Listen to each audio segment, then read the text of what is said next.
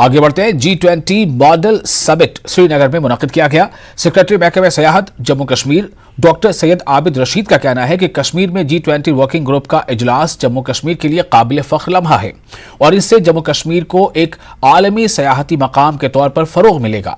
शुरका ने G20 के रुकन ममालिक की सयाहती सनतों से मुतालिक मुख्तलिफ उमूर पर बात की। उन्होंने कहा कि यह तकरीब G20 के प्रोग्रामों में आवाम और ख़ास तौर पर नौजवानों की शिरकत और हिंदुस्तान की सदारत का जश्न मनाने के लिए मुनक्किद की गई थी। टूरिज्म वर्किंग ग्रुप की बैठक है, इसीलिए टूरिज्म डिपार्टमेंट का बहुत इंपॉर्टेंट रोल है इसमें। डिफरेंट डेलीगेट्स G20 कंट्रीज से आएंगे हमारे बीच, यहाँ कुछ दिन स्पेंड करेंगे और टूरिज्म के बारे में ख़ास तौर पे adventure tourism, eco tourism, film tourism, इन सब चीज़ों पे बात होगी। इन सब चीज़ों से हम चाहते हैं कि जम्मू कश्मीर को ग्लोबल स्टैंडर्ड का टूरिज्म डेस्टिनेशन प्रमोट किया जाए। मुझे लगता है ये हमारे लिए बहुत बहुत फ़ायदेमंद चीज़ होगी और इन डेलिब्रेशन से, इन डिस्कशन से जो नतीजे अक्स होंगे, I think that will be very beneficial and fruitful to all of us. देखिए, ऐसा है, फॉरेन टूरिस्ट और इंटरनेशनल और डोमेस्टिक टूरिस्ट हमारे लिए बहुत इंपॉर्टेंट है। फॉरेन टूरिस्ट का अराइवल, आप जानते हैं, J&K was a major destination for foreign tourist arrival. So therefore we are now trying to scale it up. We are making sure whatever needs to be done to make the arrivals more facilitatory, make the arrival of foreign tourists more enabling, and that enabling atmosphere has to be created. As you are fully aware, there are certain issues in that. We are all trying, like I said, this G20 summit in Kashmir will probably go a long way in reassuring everybody that Jammu and Kashmir is one of the topmost tourist destinations in the world. First of all मैं ये कहना चाहता हूँ कि जो ये summit हो रहा है, ये मतलब बहुत साल के बाद एक कंट्री को मिलता है। फॉर एग्जांपल ये G20 है, हर कंट्री को ये 20 साल बाद एक बार मिलता है। और अगर हम अगले समिट की बात करें, अगर हम ये देखें कि इंडिया में अगला समिट कब होगा, तो फिर we can safely assume that this G20 is going to turn into G30। And अगर हम अगले समिट की बात करें तो फिर वो 30 साल बाद इंडिया को फिर से मिलेगा। Then I think it is once in a lifetime moment for me to present here and to participate in G20 summit.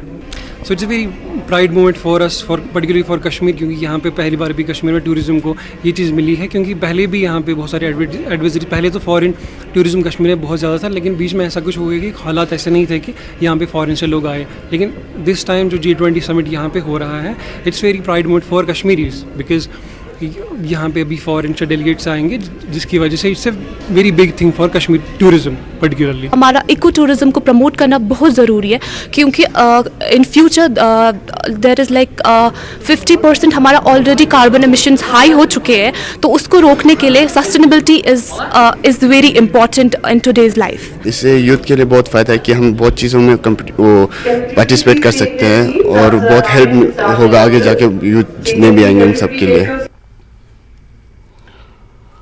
और कश्मीर में फिल्मों की शूटिंग तेजी से जारी है। महकमा सयाहत के सेक्रेटरी डॉक्टर सैयद आबिद रशीद का कहना है कि यहां फिल्म का अमला शूटिंग कर रहा है और कई बड़े बैनर्स फिल्म की शूटिंग के लिए पहुंच रहे हैं। इन्होंने कल्चरल टूरिज्म के साथ न्यू डेस्टिनेशन और इको टूरिज्म के फरोग के बारे में बात की।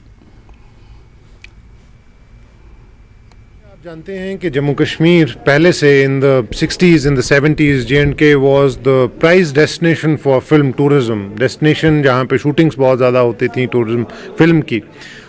इसी तरह से now I am happy to report to you and tell all of you that in the last 1 year 200+ movies have been shot in J&K.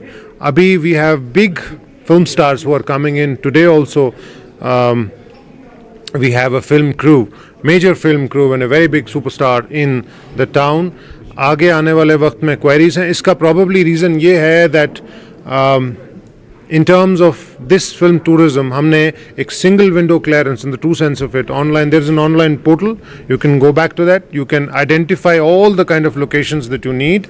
You can apply and all the permissions will be facilitated. So there is a very strong facilitatory ecosystem with regard to film tourism. And हमारे लिए as a destination, J&K के लिए, जम्मू कश्मीर, वादी कश्मीर के लिए और ख़ास तौर पे उन डेस्टिनेशंस के लिए जो इधर टू अनटच्ड हैं, we are trying to promote all these new destinations.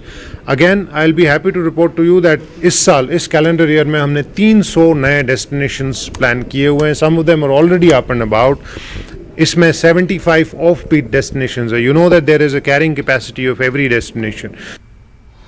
आगे बढ़ते हुए महकमा बागवानी के डायरेक्टर ने कहा है कि बदलते मौसमी हालात से पैदावार पर किसी किस्म के मुज़िर असरात मुरतब नहीं होंगे. इसी दौरान काश्तकारों को महकमा बागवानी ने एडवाइजरी पर अमल करने को लाजमी करार दिया है. हॉर्टिकल्चर के डायरेक्टर ने पुलवामा दौरे के दौरान न्यूज़ 18 के साथ बातचीत करते हुए इन ख्यालात का इजहार किया. उन्होंने कहा कि रवा साल सेब और दीगर मेवाजात की पैदावार बेहतर होने की तवक्को है. ऑलरेडी जो स्प्रे शेड्यूल है पूरे साल के लिए वो इजरा किया है इन कंसल्टेशन विद स्कास्ट. जो स्कास्ट के साइंटिस्ट हैं, हमारे डिपार्टमेंट के एक्सपर्ट्स हैं, मिल बैठ के उन्होंने एक शेड्यूल स्प्रे शेड्यूल इजरा किया है जो हमने तकरीबन हर हार्टिकल्चर जोन में पहुंचा दिया है, लोगों के पास पहुंचा है, प्रोमिनेंट प्लेसेस पे चस्पान भी किया है. हार्टिकल्चर मैनेजमेंट यानी जो बाग लोगों के हैं मैनेजमेंट के लिए भी एक बुकलेट भी हमने निकाला है जो तकरीबन हर जोन में और हर फार्मर के पास तकरीबन पहुंच गया होगा. इसके अलावा वक्तन फ़वक्तन चूँकि वो शेड्यूल जो हमारा होता है वो नॉर्मल कंडीशंस के लिए है. जब टेम्परेचर की कंडीशंस नॉर्मल होंगी, रेनफॉल नहीं होगा. अब अगर कहीं फेर बदलाव आ जाता है, कहीं पे रेनफॉल आ गया, टेम्परेचर कम हो गया, ज़्यादा हो गया, तो हमारी एडवाइजरीज़ निकलती है वक्तन फ़वक्तन. तो इस बार भी चूँकि ईद से पहले भी बारिशें होती रही, इमीडिएटली हमने जो एडवाइजरी एक इजरा की कि इस दौरान जब रेनफॉल होगा तो क्या करना चाहिए हमारे ऑर्चर्डिस्ट.